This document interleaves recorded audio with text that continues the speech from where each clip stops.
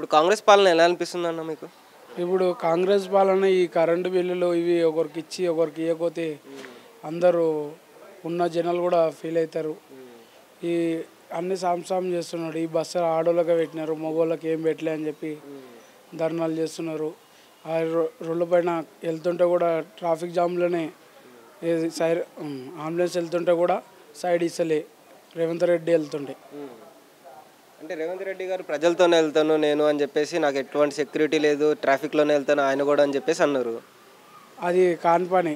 నాతోటి వీడియో కూడా ఉంది, నేను మొన్న తీసాను వీడియో కూడా తీసిన. ఇది ట్రాఫిక్లో వెళ్తుంటే ఆపేశారు అంబులెన్స్ని, వీడియో కూడా తీసేసినాను.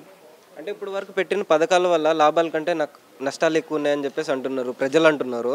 దానిపైన మీరు ఏమైనా చెప్పగలుగుతారా? ఇప్పుడు అన్నీ పెట్టడం అన్నీ ఉంటున్నాయి. లేడీస్కి స్కూటీస్ ఇస్తున్నారు, అది ఇవ్వకూడదు. ఇంట్లో కాలేజీకి వెళ్తున్నామని చెప్పి తెచ్చుకుంటారు, అవి బయట తిరుగుతారు వాళ్ళు. అంటే ఎట్లాంటివి చేస్తే బాగుంటుంది అనుకుంటున్నారు ముందు ముందు?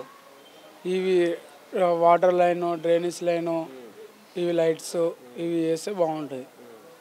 అంటే మీకు ఈ ప్రభుత్వం మంచిగా అనిపించిందా, గత ప్రభుత్వం మంచిగా అనిపించిందా మీకు? గత ప్రభుత్వమే మంచిగా అనిపించింది. అంటే మీకు ఎలాంటి సమస్యలు ఉన్నా కానీ ఎవరన్నా పట్టించుకుంటున్నారా మీ దగ్గరకు వచ్చేసి? ఏం పట్టించుకుంటలే, గెలిచినప్పటి నుంచి ఏం పట్టించుకుంటలే.